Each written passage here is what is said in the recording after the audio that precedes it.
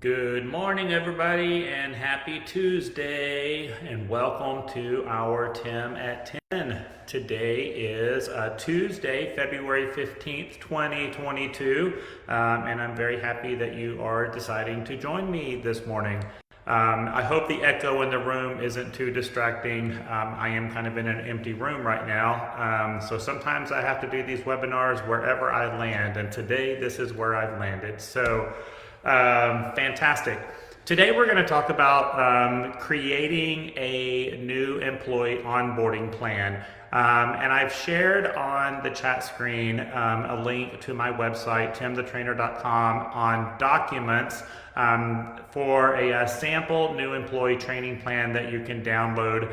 If you can't download it right now, that's fine. You can just follow along. But we're going to kind of use this as kind of a guiding point right there.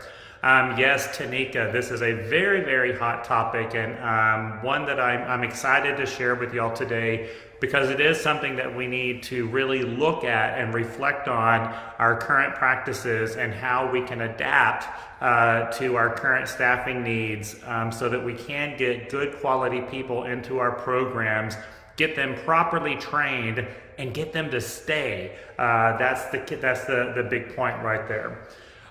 So for those of you that this is your first time joining us, we welcome you. I apologize for my oops. I made an oops on the promos that I have posted on Facebook. That the template I was using said log in at 9 a.m. That obviously was for one of our weekend mini conferences back when we were doing those virtually. But Tim at 10 is at 10 o'clock. And so I apologize for that oops right there. And for those of you that called me on it, I appreciate you keeping me in line. Someone's got to do it, right? For those of you that this is your first time joining us, it does not cost anything to participate in our Facebook Lives. You can sit back, you can listen, you can participate, you can make comments and ask questions on the chat screen. That makes it an instructor-led training with child care regulations, because you do have the opportunity to interact with me in a timely manner. If you are needing a certificate of completion for today's webinar, at the end of the webinar, I will post a link for an online worksheet that you can complete, and there is a $5 fee for a certificate of completion. But if you're not needing a certificate of completion, then you can just watch and listen and learn. All right? So that's kind of how that works right there. Most of you have done this before. We're used to it. It's our new normal. Great. Fantastic. So I wanted to start off today kind of rewinding back to 2019, prior to the pandemic, when we talk about, what were some of our hot topics, what were some of our frustrations that we were challenged with prior to the pandemic. And so many people have forgotten about, what were our struggles back in 2019. One of the big topics of conversation prior to the pandemic was still staffing, and it was still onboarding and getting people to stay in their positions, getting your employees to meet expectations, and kind of just getting them past that 90-day mark. And then once you get them past the 90-day mark, it seems to be a lot easier to retain them. But that first, 3 to 6 months is critical with the retention process. And even prior to the pandemic, we were struggling with this. So this is not a new issue for us. The problem now is that we're still dealing with the same retention and expectation challenge, but now we're going to add the lack of people looking for jobs, the lack of employment opportunities out there on top of it. So it makes it even more critical that when we do have a quality candidate come into our programs, that we do handle this correctly so that we can retain them. All right. So I saw someone ask, what is the document that we're going to be using today? If you go to my website, timthetrainer.com, under documents, scroll down and there's a sample new employee training plan, new school family member training plan that you can download. And that's kind of what I'm going to be going off of. But we'll be having a lot of conversations about what's on there. I'm not going to go line by line through that. All right. So keep that in mind right there, that this is not a new issue for us. All right. So first thing, that when we're creating an onboarding plan, an effective onboarding plan, this is not only done by the director. All right, you want to identify key individuals in your program that can help with onboarding your new people. So whether it's your assistant directors, those of you that have like a director of education or a curriculum type person, an administrative or clerical type person, key mentor teachers in your program, those teachers that are rock stars, that are grounded and long-term. We want to tap into these individuals. One thing I really want y'all to focus on when creating an onboarding plan is connections. Connections, connections. It's not about getting them trained. It's not about getting them the orientation topics, the pre-service topics, their first aid and CPR, and then get them into ratio. All right, we got to look past that right there. We got to make sure that they are feeling connected and part of the family. And that is where I think that we miss the boat. All right, is that we are so eager and anxious to get a new employee into the classroom that we forget about the connection piece. And especially when we do exit interviews with people that only stay a short amount of time, this is a big bit of feedback that we get, is that they never felt welcomed, they never felt connected, they never felt part of anything. So you're going to notice in the sample new employee training plan that I have shared with y'all that there is a lot of opportunity for connection.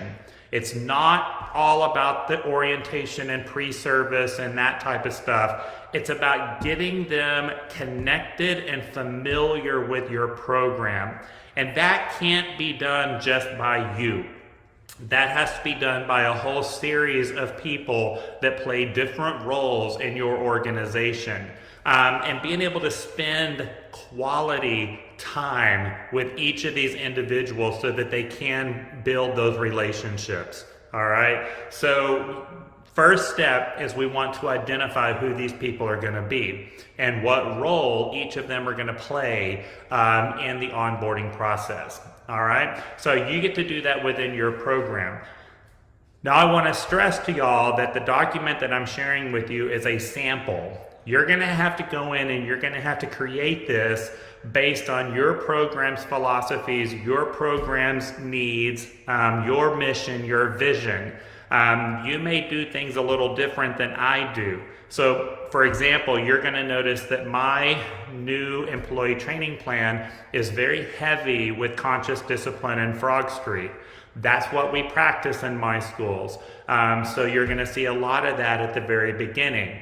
You may not, subscribe to that belief or practice these techniques, and so you're going to want to change that up a little bit based on what you're doing. Although, of course, I'm going to recommend conscious discipline as a huge part of your program, because it has definitely been very beneficial for us and has changed our culture dramatically, absolutely dramatically. Another key part of this training plan, as you kind of go through it, is you're going to notice that when we do have the new employee do a particular training or a webinar, it's the follow-up, y'all. It's the director or the education person or the administrative person or that mentor teacher, whoever it may be, sitting down with that employee after they complete the training and going over the material with them. What did you learn? How can you use this in the classroom? How is this similar or different to what you've done in the past? All right, because y'all know a big part of onboarding is that you've got to untrain people before you can train them. We have a lot of people that we hire that come into your facility with a bag of skills, but they may not be the right skills. So sometimes you got to clean out their bag before you can put them into that classroom. Before you can put new skills in their bag, you got to clean out that bag first, all right? So that's where sitting down and following up with them is so incredibly important. All right, you're going to do this 2-hour training on safety and supervision. All right, and now let's sit down and talk about how that applies to our program.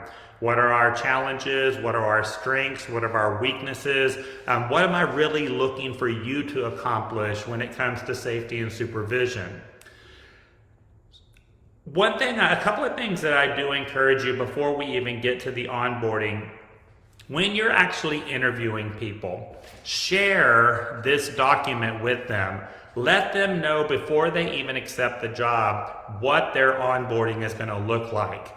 I think that this is really going to help you with the number of people that you actually interviewed that then actually starts, all right?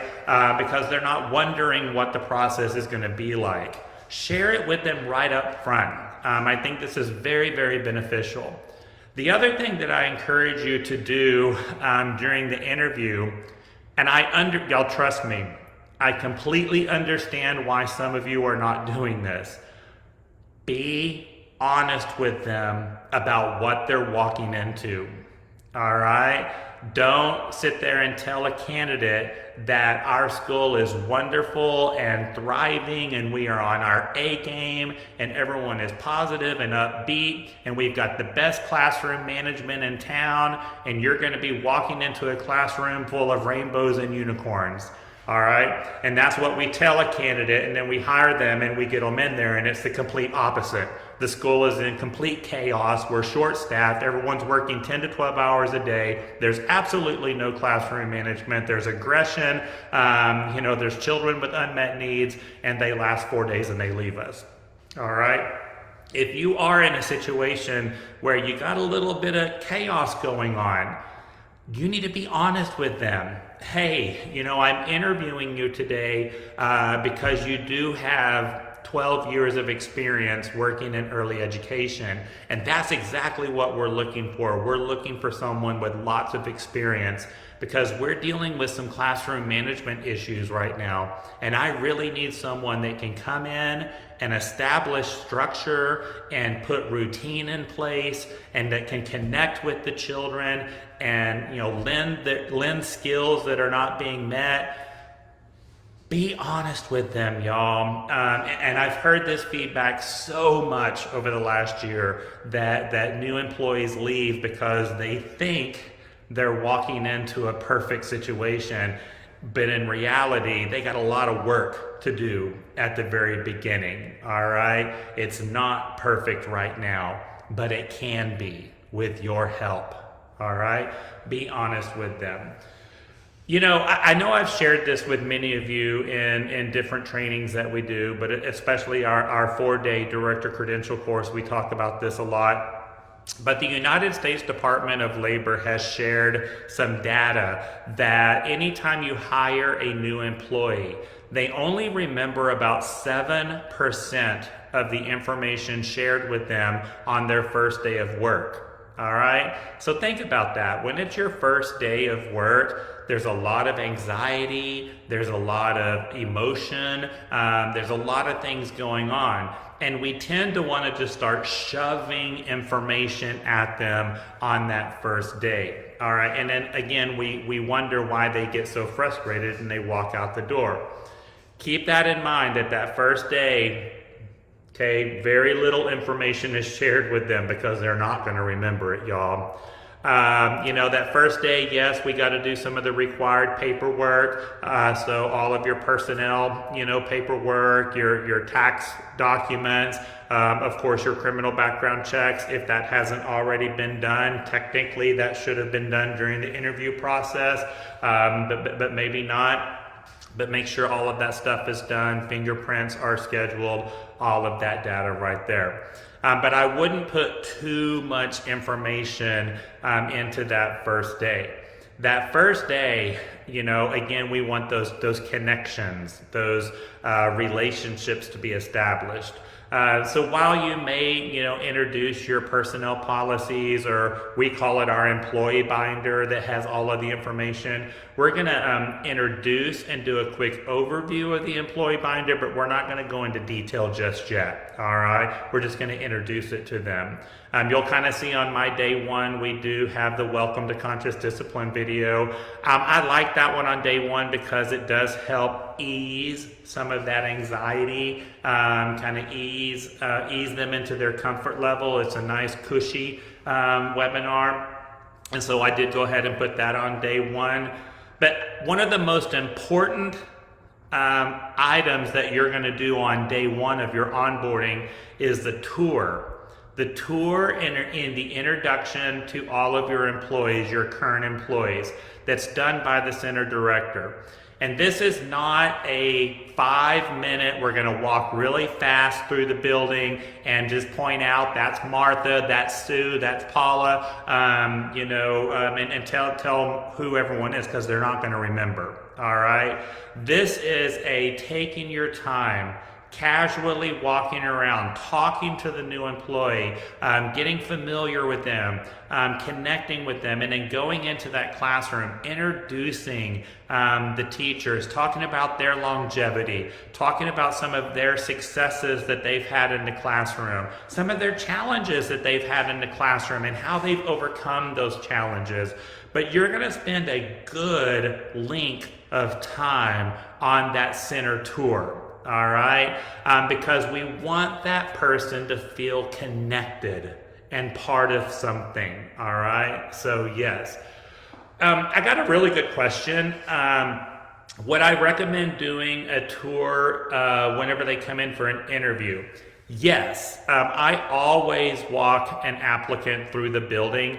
Now this one, I'm not going to actually go face to face with each of the teachers, kind of like what I had just explained. If I'm interviewing someone, we're going to walk around the building, we're going to talk about the classrooms, we're going to talk about our curriculum, we're going to talk about our beliefs and values. If I do walk by a rock star teacher, I may point that out, hey, this is Miss Aaliyah, she's been with us for 10 years now, she's earned her CDA with us, and blah, blah, blah, blah, blah. But I'm not going to get into the connection piece just yet. I'm going to save that for the first day of employment. But I do like to walk them around during an interview, because I'm actually asking a lot of questions. What do you think about this classroom? Now look at this learning center right over here. This is a 3-year-old group, and look at this learning center and tell me what your thoughts are here. And I like asking those type of questions because I want them to see the actual physical environment and get their feedback. That also is going to help both me and the applicant determine if this is going to be a good fit. All right. Maybe they're coming from an environment that's very different than our environment, and our program might look very different. And you're going to pick up on that. So that's a very good question right there. Now, once we hire them for the onboarding, then I want to focus on those connections right there. And even though I introduced the new employee training plan to them, during the interview, on the first day of employment, we're going to really sit down and go through this particular training plan and kind of get them excited about it. All right, so this is what we're going to do. Yes. There are some required trainings that we will do in your orientation. There are some required trainings that we're going to do as part of your pre-service, but I'm going to be sitting down with you and we're going to talk about each of these topics once you're done. And then we're going to do these conscious discipline trainings, and then I'm going to have you sit with the director of education. You're going to spend some time doing quality assessments. You're going to spend some time doing classroom observations. You're going to do a building safety check with me, and this is the reason why. So you want to kind of go over that with them, so again, they kind of know what's coming, and that's also going to get them excited. It's also, y'all, and this is so important right here, it's also going to show your commitment to them, all right? And they need to know that when they're being onboarded, they need to know that you have a commitment to their success. All right? You're not going to just stick them in front of a computer for 3 days and ignore them. And y'all, I see this happen all the time. That a new employee comes in, they fill out their paperwork, they're put in a little bitty room in front of a computer, and then 3 days later, the director doesn't even know if they're still there or not. Okay? While we do need to give them privacy, a comfortable area to complete, some of these trainings, you're going to be right there with them, checking in on them, setting your timer. If you know that they're about to do a 1 hour training, you need to set a timer for 1 hour so that you can go in there and check up on them. Now, this is a commitment from you and your team. And this is why I said at the very beginning of the webinar, you're not the only one doing this. You're going to have key players that's going to have their role in onboarding, all right? So that everyone is kind of going in and checking up on them and having these follow-up conversations. We don't want that new employee to feel forgotten, all right? And so that's the big point right there. All right. So you'll notice there on day 2 of my training plan, of course, we're going to go ahead and do the required topics that are part of the orientation with child care regulations. Now remember, all of those training topics that are listed under orientation are very specific to your facility, all right? So even though, like for example, I have all of these topics on my website under online trainings, you cannot just sit them down and say, do this module on understanding food allergies. You can't just sit down and say, do this training on building premises. You can't just have them sit down and say, do this training on hazardous materials, all right? You're gonna go ahead and have them do the training, but then you're gonna sit down and say, okay, you just completed that training on understanding food allergies. Let's go over where we post our food allergy emergency plans, which children have food allergies in the classroom that you're going to be assigned to. And for each of those kids, let's go over the signs of, a reaction to a food allergy and what first aid must be administered. You're going to have to add to these topics, y'all, after they do the training on building premises. All right, well, actually, part of the training is that they do a safety check on the classroom and on the building. So you want to make sure that they're ready for that, and that they can't just sit down in front of the computer and do that training. They got to be able to get up and walk around the building to complete building premises. But every single building is different. All right, so that's why I can't do this one totally for you, because I don't know the outline or the layout of your building. So pay close attention to that part of this training plan when you get to those orientation topics, because you're going to have to add what is specific to your location right there. They're not generic, trainings right there. All right. So that's why on day 2, the second bullet point is that employee will sit down with the school director to discuss the above trainings and how the topic is relevant to their school. All right. And so that's good. And then you'll see they're going to go ahead and do that safety check on maintaining a safe environment. Once again, y'all, this is going to show them that you're committed to their success. And it's going to make a lasting impression. On day 2 of their employment, they're doing a safety check on your building. That's going to show trust. That's going to give empowerment. All right. And that's going to show that employee right here on day 2 how committed you are to keeping everyone safe. All right. So, there's a lot of hidden meaning and messages behind a lot of this. All right. There was a lot of thought that was put into this, creating this training plan and this onboarding plan right here. And I added on this, and y'all don't have to do this if you don't want to. I think it's really cool, but I added on day 2 that they complete the 5 languages of love quiz. And hopefully all of y'all are familiar with Gary Chapman and the 5 languages of love. You can go onto the internet and you can search this and you can find the quiz. Of course, you can buy the book if you want to buy the book, and all of that is available to you if you buy Gary Chapman's book. But I like to do the love languages and then talk to the new employee about love languages, because when we go to show appreciation, when we go to connect with them and start to form that relationship, you want to make sure that you're doing it in a way that is reaching them. And so, if you know that you have a brand new employee and their love language is quality time, then we're going to really put a focus on that time that we spend together when we're going through our policies and procedures, when we're discussing the trainings that we're completing. That quality one-on-one time is going to be very, very important to that new employee. Or it might be that you discover that their love language is gifts. All right. Well, you know what? If that's the case, I need to make sure that they get their polo shirt with the school logo on it, or their name badge, or their bag, or whatever it is that you give new employees, or all of your employees. You want to make sure that you get that right away if you find out their love language is gifts. All right. So make sure that that's why I like to do this, at the very beginning of the process, so that you kind of discover what is the appropriate way to connect with them. Words of affirmation. If you discover that words of affirmation is their love language, then we need to start that praising and encouragement, and you did it, from day one. And that's going to really pump them up and make them more willing to stay.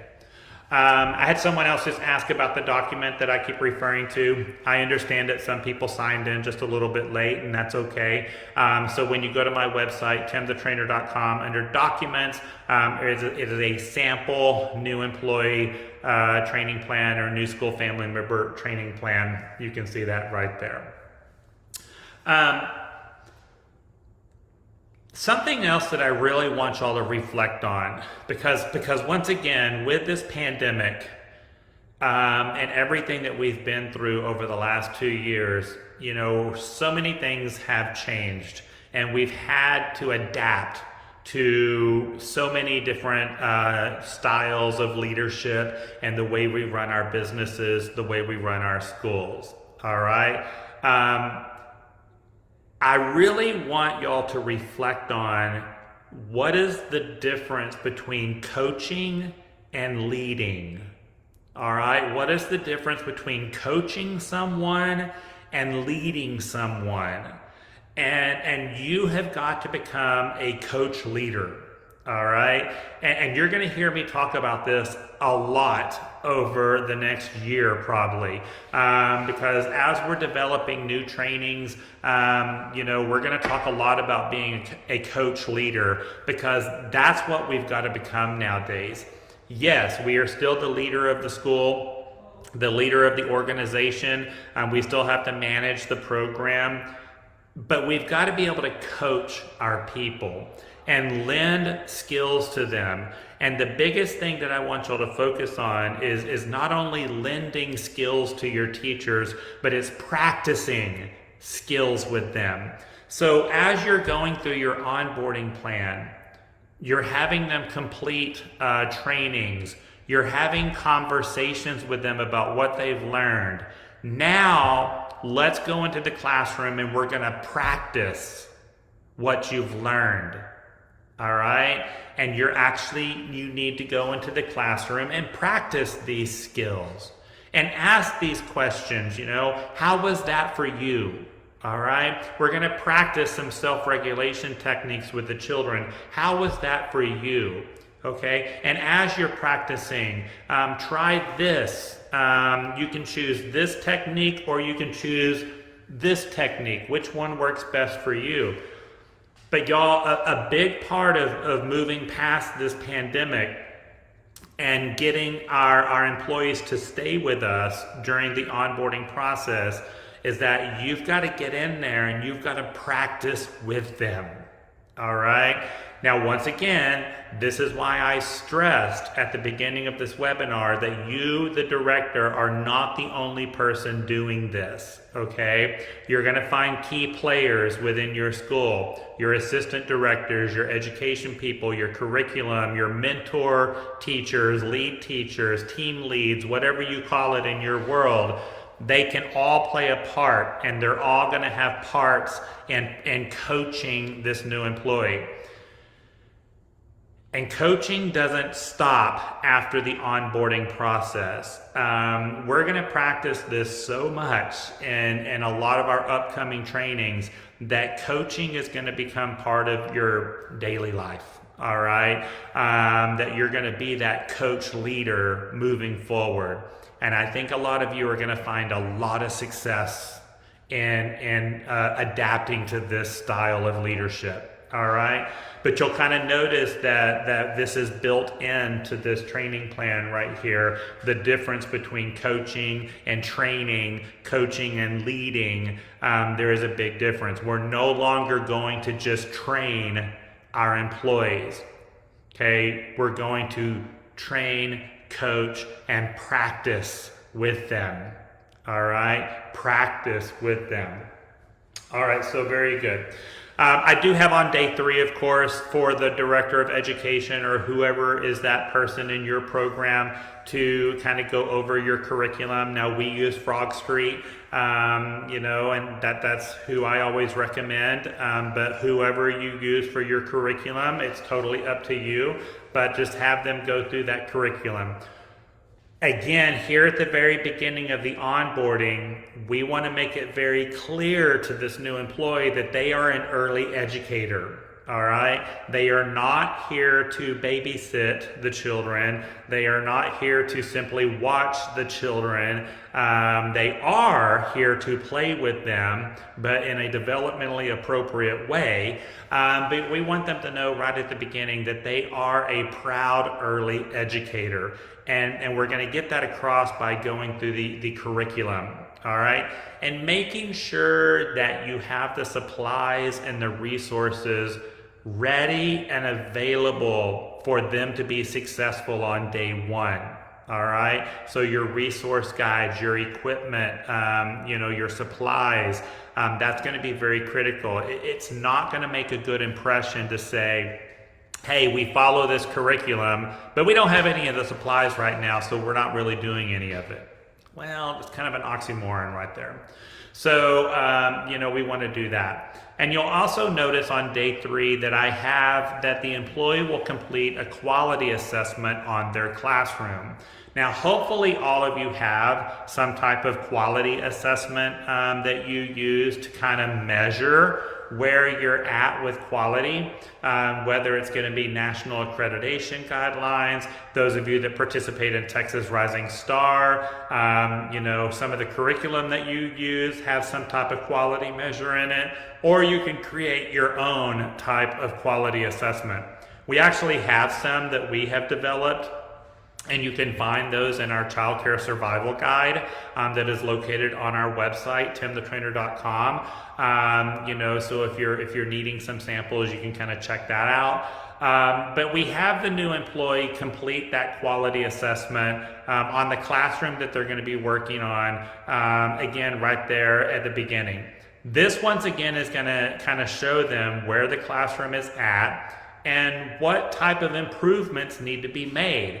So again, they're not going to be blindsided by going into a classroom that needs a lot of work. They're going to be able to see exactly what the expectations are and what needs some improvements. And they can start formulating a plan with you, with your assistants or your education person's assistants right there on day 1. I got a question. This is a good question. All right, wow, 2 fantastic questions in a row. I love it. If there are more than 1 employee starting at the same time, is it good to do group coaching sessions, or do you recommend one-on-one? They're always going to feel more comfortable in a group.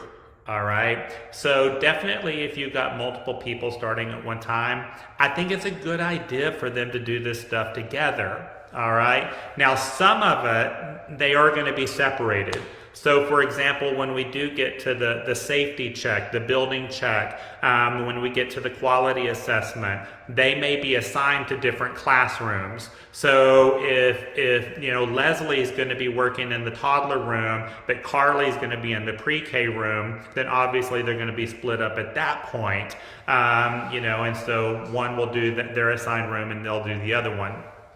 If you run into a situation where you're not quite sure which classroom they're going to be in yet, then just pick a room, for them to do. Whether it's one of your model classrooms in your building, and we all kind of have those model classrooms. That teacher that really knocks it out of the ballpark.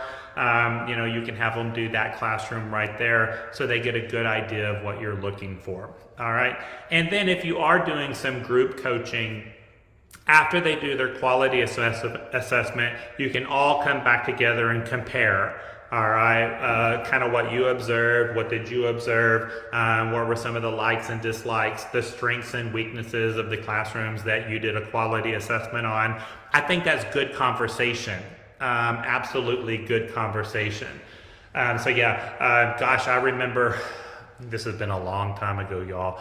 I got a job as a director of a program that was underperforming many, many years ago. And I hired like 7 people in one day, and all 7 started.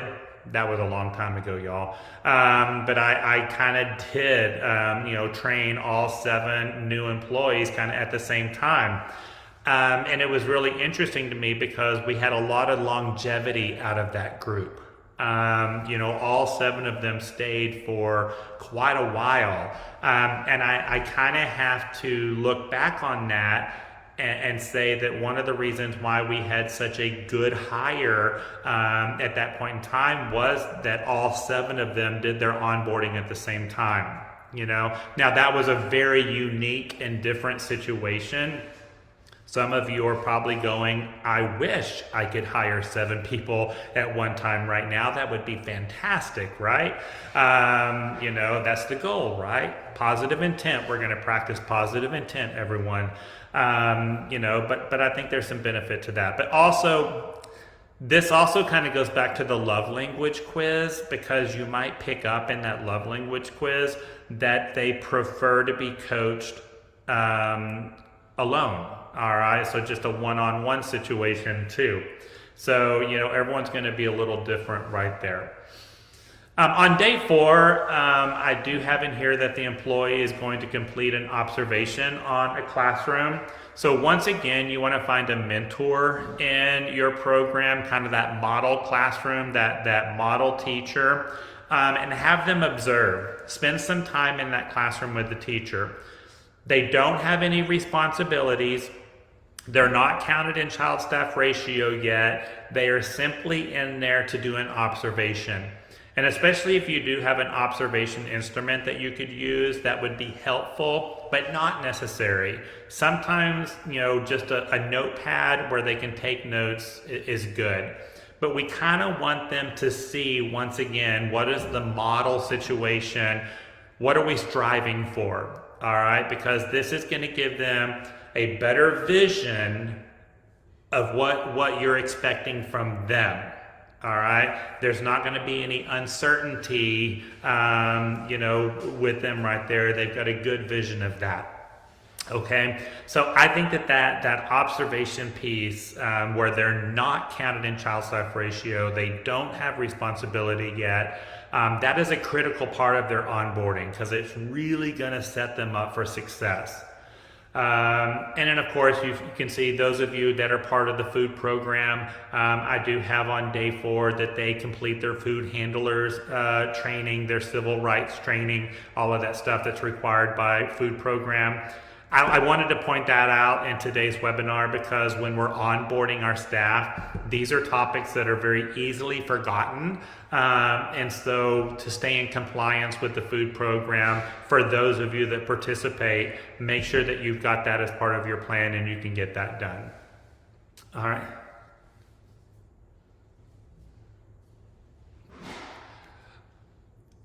All right. So, moving on, you might see here that I'm not actually giving the new employee responsibility of the children until day 5. All right.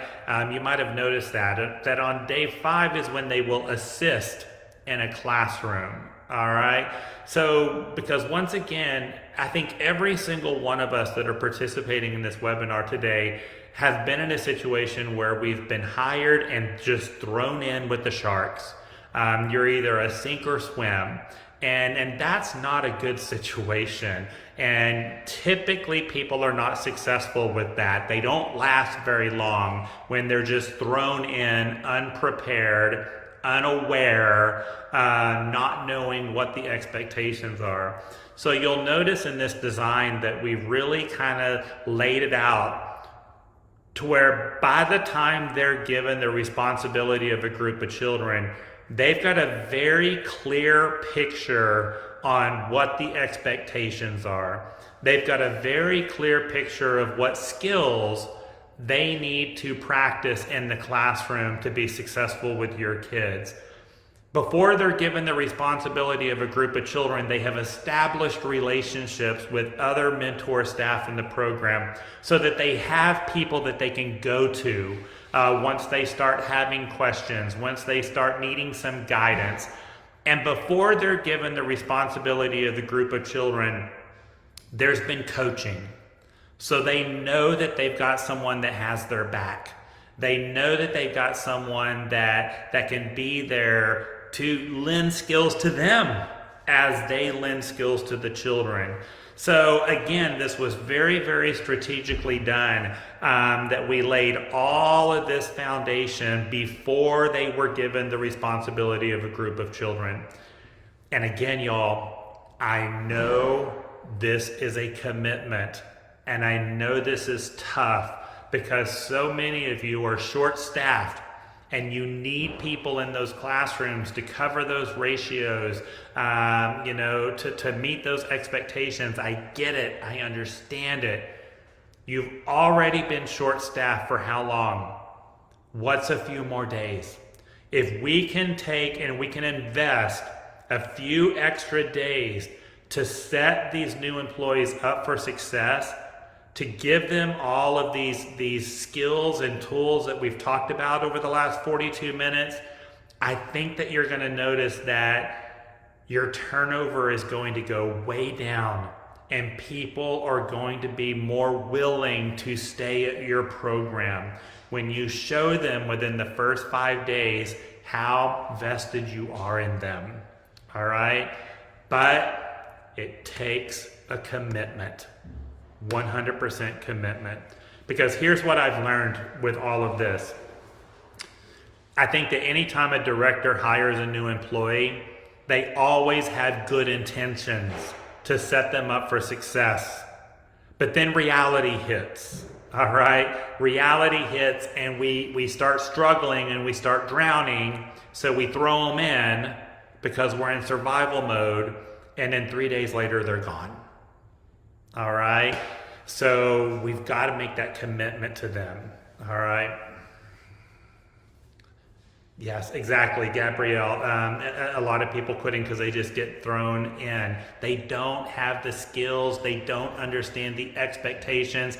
They don't have the connections and the relationship yet to be able to make that commitment to stay. We're going to talk a lot, again, over the next, several months in our trainings. We're going to talk a lot about grit and determination.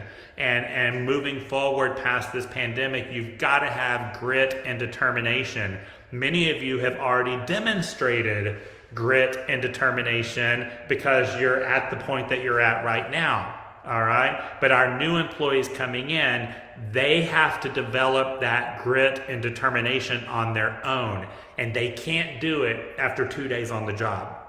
All right. That grit and that determination, that willingness to move forward is going to come as they continue through this process. All right. A question, do I pay a different rate for the first 4 days prior to them? No, we're going to pay them whatever you agreed upon hire. I'm not going to pay them any less during the onboarding process. Y'all, in my opinion, that is a horrible idea. That is sending the wrong message to that new employee. In my opinion, that is basically telling that employee that your onboarding, setting you up for success, is not valuable to me. All right? We want them to feel valued. We want them to feel connected. My opinion, pay them their normal rate of pay because we want them to understand how important this is. I got a comment. Someone assumes that because they are certified elementary school teacher that they are equipped to do pre-K. Wow! Y'all, there is such a big difference right there. Such a completely different world with completely different expectations, with completely different regulatory expectations. You can't make that assumption. Even moving from one facility to another facility, y'all, there's a big difference in the mission, the values, the philosophies, the expectations. You can't make that assumption, and that's why, once again, you're going to notice that with this training plan that we developed, it's very strategically done so that you can uncover some of that. Like I mentioned earlier, everyone walks in with a bag of skills. Your job as the coach leader is to, discover what skills are in that new employee's bag, and you got to clean it out. All right? Because the skills that they were using at that public school as a certified elementary school teacher, you just got to empty that bag out. All right? Because there's a lot of those skills that got to go. Because working in an early education program, it's a whole different set of expectations. So Carly, that was a very good comment right there for sure. You can't make that assumption. And just because they have 25 years of experience and a master's degree doesn't mean they got this. All right? Because it could be just the opposite right there. All right, very good. Let me just kind of keep going because we're running short on time. I want to make sure I get everything in here. On day 6 of employment, a big bullet point right here. Please, hocus pocus, time to focus. I want to make sure that y'all pay attention to this. So that Monday, assuming the new employee starts on a Monday, days 1 through 5 is going to be Monday through Friday. That second Monday that they're going to be on the job is going to be day 6. And you'll notice on day 6 that the employee will meet with the school director to discuss their first week as part of your school family. Highlight that one, prick your finger and put blood on that one, whatever it takes. Tattoo this one on your chest. Y'all, this is critical, all right? Meeting with that employee after their first week on the job to get their feedback, to ask them how things are going. How's the onboarding going? The plan that we have in place to bring you on into our school family. What are your thoughts? Are you enjoying this? What type of feedback? But spend good quality time just talking about that first week. All right, this is so critical. All right, we do this with enrollment. When I do trainings on enrollment building and enrollment retention, I always tell you to sit down with the parent after the first week, after 6 weeks, and after 6 months. All right. And I think you should be doing the same kind of thing with employees too. We're going to spend some good quality time sitting down with them after 1 week, 6 weeks, 6 months, every year. All right. But make sure, again, you're getting their feedback and listen to them. Once again, being a coach leader, a big part of being a coach leader is listening. And you're going to hear me talking about this a whole lot over the next, several trainings too, because we are so busy right now. We have so much on our plate. We have so many expectations. Many of us, we're just trying to keep our head above water right now. And with all of that being said, we have stopped listening to people. All right? Busyness and stress has turned this off.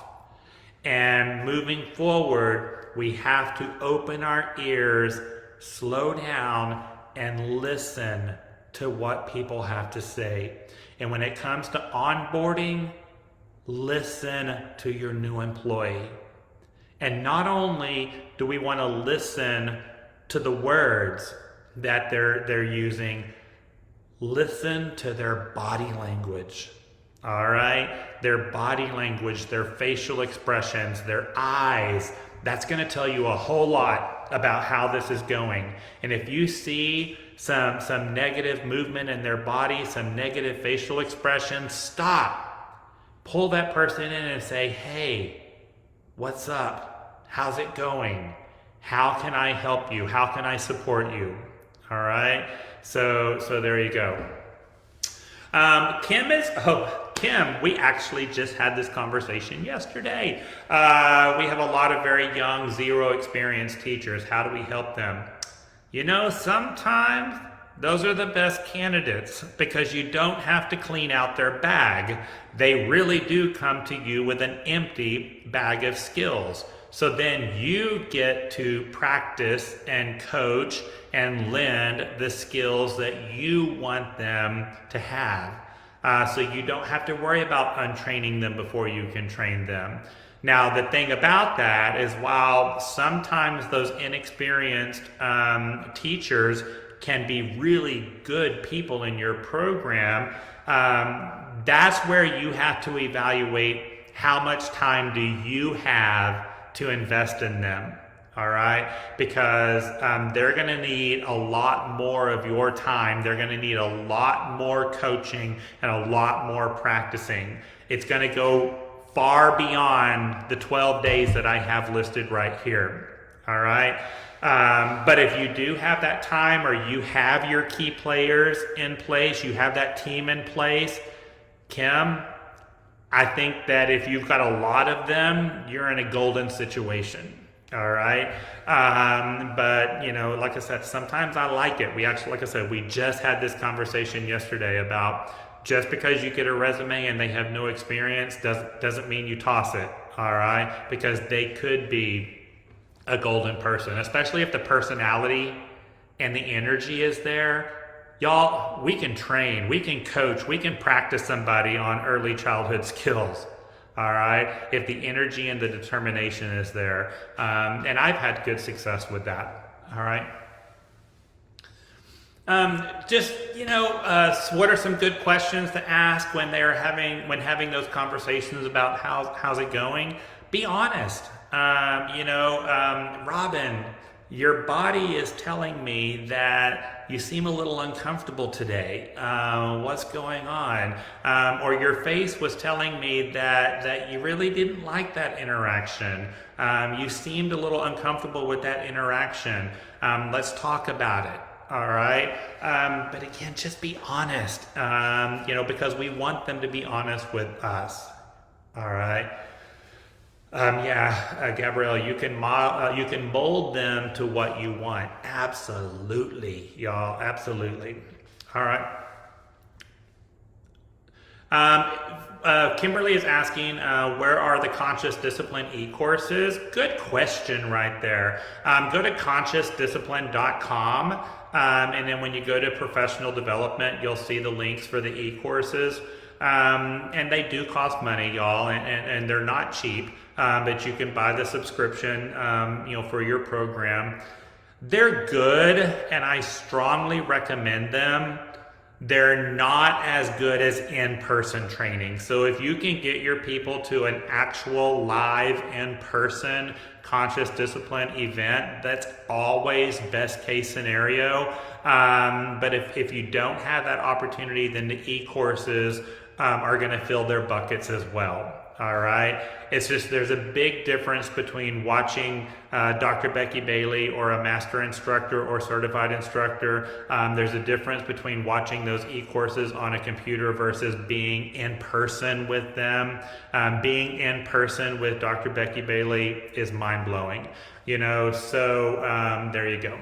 The love language survey, like I mentioned earlier in the webinar, just go to the internet and search Gary Chapman, the 5 languages of love, and there's tons and tons of resources on the internet that you can find that quiz. Or if you buy the book, The 5 Languages of Love, you're going to get access to that quiz right there. So there you go on that one. All right, so the rest of it, like I said, is pretty easy. You can kind of follow along. They're getting more responsibilities with the children as they go through there. They're completing more of the courses that you see.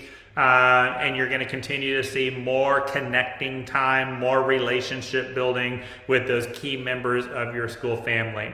And even though, you know, we kind of go through 12 days of employment, you're going to notice that, you know, they're going to be within the first 2 weeks of employment. They go to an orientation with the owners. That's just something that we try to do right there within the first month of employment. You know, there's some additional trainings right there. And then because we have a very strong commitment to our employees getting their CDA, a minimum of a CDA, then I've got that in their training plan. And we want to hold them accountable for that. We don't want to just sign them up for CDA and then let them go. All right, we want to give them some accountability. You're going to complete a functional area every 2 weeks or every 3 weeks, and we're going to follow up on that. And of course, make sure that you add in there maintaining your annual training hour requirements, whether you're just a licensed program or if you're part of Texas Rising Star, you know, there's a little bit more expectation right there. So you want to make sure you include all of that in your onboarding process as well. Oh yeah, so you know, a comment about Texas Rising Star once again. So that experience, you know, for those of you that are part of Texas Rising Star or national accreditation, then you do need to take some of that into consideration right there for sure. You know, so always keep that in mind. There was a comment right there. So yeah. So all right. Okay, I thought I missed something else. All right, very good. Good. I thought today was a wonderful webinar and we had great participation. Lots and lots of folks that visited with us today. Incredible conversation on the chat screen. So thank y'all all so much. That is always very helpful. I got another question about a good employee self-evaluation. Again, in my childcare survival guide, we do have sample annual performance reviews and staff evaluations. So you can check that out in our survival guide. We've got those available on our website, timthetrainer.com as well. So again, those of you that this is your first time, if you go to the top of the Facebook page now, the links to complete your online worksheets should be there now. I will also post them in the chat box here as soon as we are done. And you can complete your worksheet if you are needing a certificate of completion. If you're not needing a certificate of completion, then I just thank you for joining us today. Always wonderful. Make sure you check out our website, timthetrainer.com. Check out Tim at 10 for upcoming webinars that we'll be doing right here on Facebook. The topics are listed there, and I try to update that every 30 days, just depending on what's going on in my life. We are kicking off Weekend Mini Conference in person this weekend in San Antonio. I am so incredibly excited to be back in person with some of you that feel safe enough to come to the hotel. So for many of you, I will see you in San Antonio this weekend. Also check out our website. We have a date coming up in Dallas and then also one in Houston. So we're not doing as many as we did prior to the pandemic. We're going to ease into this, and then hopefully in the fall we'll kind of pick it up a little bit more. All right, thank you everyone. Have a wonderful rest of your day. Make safe choices, and I will see all of you very, very soon. All right, bye.